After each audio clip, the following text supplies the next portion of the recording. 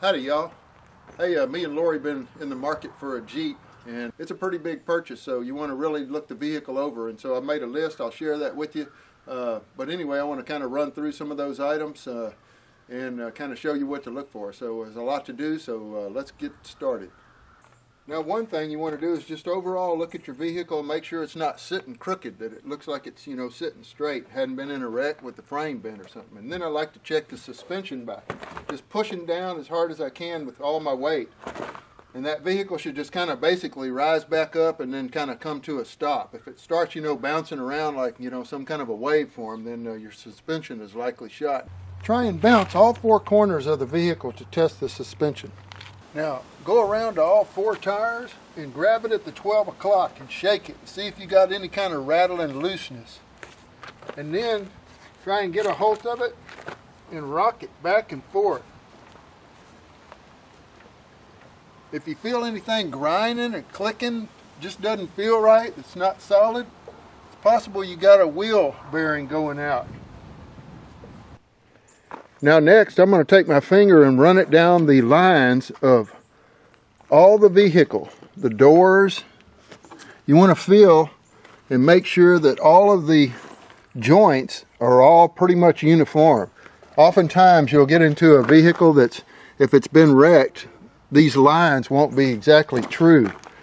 Now we're going to take a look at the engine oil cap just so we can kind of look down in there and see if there's any kind of burnt look or smell or whatever that comes out of it. Look inside that cap, make sure there's no crusties on it.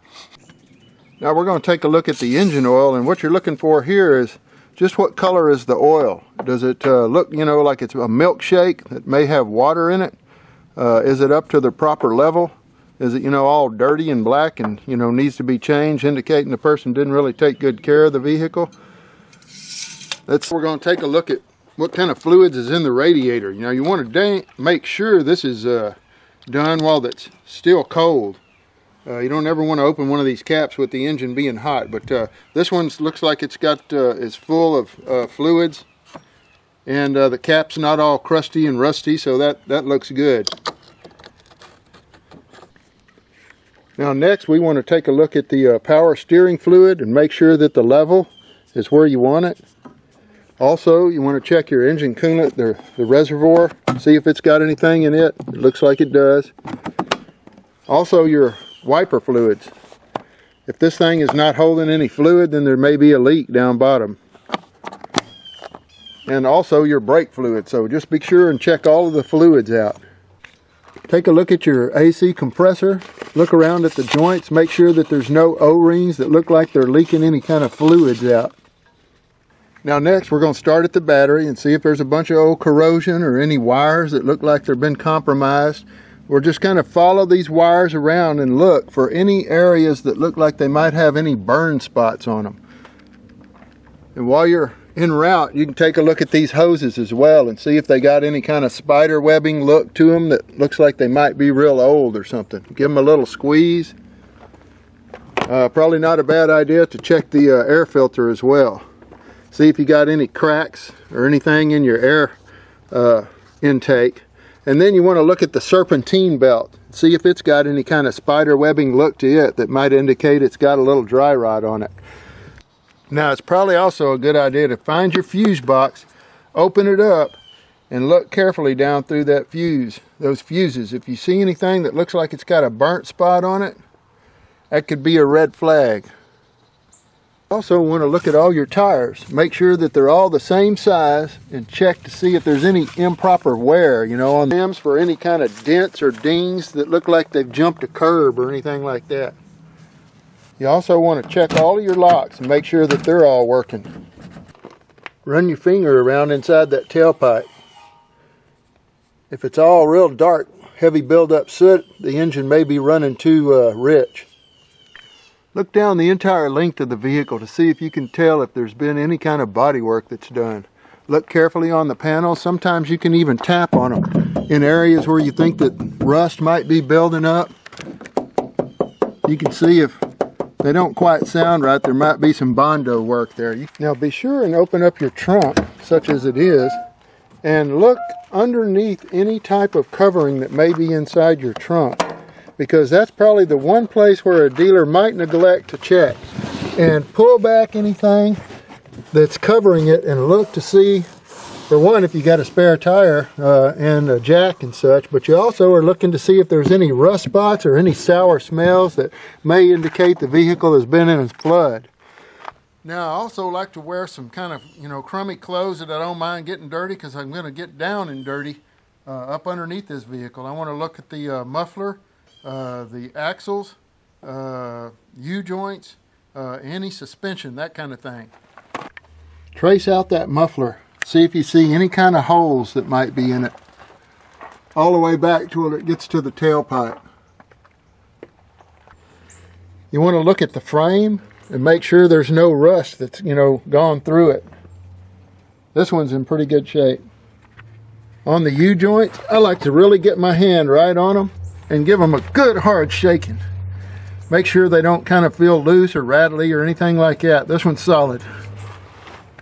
With these Jeeps, they even have extra U-joints right here up by the tire. So get on that, shake it. Take a look at your brake lines and see if you're seeing anything that's looking like brake fluid that's leaking out. Also, check underneath your differential and your oil pan. See if you're seeing anything that looks like it's dripping on the ground. Now, a potential seller may move the vehicle so that there's not an oil spot under it. So you got to really get up under it and look. And while you're down here, it doesn't hurt to just relax, take a little break, and just wait and watch and see if you see anything that drips. You also want to take a look at your shock absorbers and make sure that none of the mounts look like they've been compromised or broken. You also want to take a look at your joints on your tie rod and make sure they all look good. If they're all crushed and cracked, broken apart, that's not a good sign. You may be able to look where your oil pan meets up to the bottom of your motor and see if it looks like there's any bad leaks coming out of that. Now, it's always worthwhile to get the VIN number off the vehicle and see if you can get a Carfax on it. Oftentimes that will show you a progression in the history of the vehicle. It'll show which owner it had, not by name per se, but in this instance, this vehicle has had 3 owners before us. So, and it's also been in an accident. Now, it didn't give the details of the accident, but it also did show when it had come in for servicing, how many miles there were on it, when it changed ownership, and that kind of thing. So it's invaluable to get that kind of information. So, for a few dollars you get a Carfax. Sometimes dealers will even provide them for free. So always take a look at the Carfax information. Study it over carefully. It may give you some information that can help you even negotiate a better price. The vehicle has covered seats. Was it a smoker? Are there cigarette burns? You want to be sure and pull back the covers and look. This one looks pretty good, and I'm not smelling any cigarette smoke, so hopefully none of the owners that had it before were smokers. Now, also I see that there's floor mats in here. You want to be sure and lift those floor mats or any carpet and look underneath it and see if you can tell if there's any rust that's gone through the floorboard. You also want to check that the seats function properly. Do they slide forward on the rails? Do they flip forward and back? And now when you get inside the vehicle, look it over carefully to make sure that all the knobs are there, that there's no broken or cracked parts. Your visors are there. The mirror's in good shape. This one doesn't look like it has the nighttime mode. Oh, I see something wrong here. There's a missing driver's side visor. That your back seat's been looked over as well. Do you have seat belts for all the passengers? Are all the headrests in place? When we start the vehicle up, we're going to see a bunch of lights that will come on the dash. You want those lights to come on. They're kind of hazard lights. And then you want to make sure that they go back off. If they never come on in the first place, it may indicate that a person has found the wire, the sensor, and unplugged it so that it won't be staying on. So in this case, we're going to go ahead and turn it on. Now, we expect our seatbelt light should stay on because we're not wearing our seatbelt. But your ABS, your anti-skidding, any of those type lights should all go back out. And our one light for the seatbelt is remaining on, so that's good. And check your gauges and make sure they all come up. We're seeing RPMs is fine. It should say that it's cold now. I'm going to put the emergency brake on. The light came on, that's good. We'll put it in reverse and try to ease back. And it's moving a little bit. Put that brake on a little bit harder, yeah, and it stops the vehicle, so that's good. We're going to check and see if the AC works. The fan's blowing. Check your defroster. Yeah, that's blowing good. Will your dome light come on whenever you open the door? Will it go off when you close it?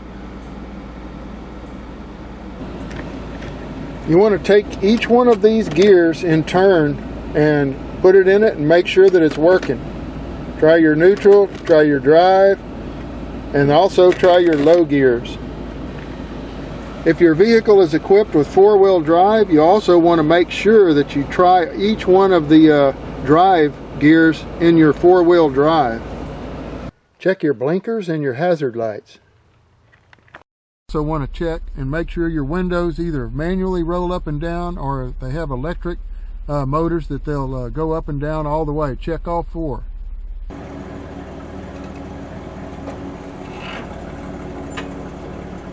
Then we're going to check the transmission fluid. I don't know how well you can see that, but it looks like it's within range, so it's being checked while it's hot and after it's been shifted into all of the gears. Now also with the engine running, you just kind of want to give a general look, make sure that everything is looking normal. You're not hearing any strange sounds, knocking and squeaking or anything like that. Nothing squeaking or leaking, or knocking for sure. Now I highly recommend that you take your checklist with you. Have a different checklist for each vehicle you look at, and be sure and take a pen too, because if you're like me, you can't remember all the different kind of features or problems that a car might have. Make a little, take this vehicle out for a little test drive. We've got it warmed up. And anytime you turn sharply, listen for any kind of clicks and pops, anything like that. You want to test and see if the little sprayer for your windshield wiper will work. The little bell is dinging because I don't have my seat belt on. But I'm going to go ahead and put it on now. And you can see that the light, maybe you can see it, that the light on the dash has gone out. Brakes feel good. You want to be sure and come to a complete stop. Accelerate out. You can go ahead and go through the gears, test them. Now if your vehicle is equipped with cruise control, you can go ahead and turn it on. You should see a light come up on your dash. It's showing it's in cruise control. And then you can go ahead and set it and see if it'll hold that speed. And then if I tap the brakes, it immediately should turn that cruise control off, and it is.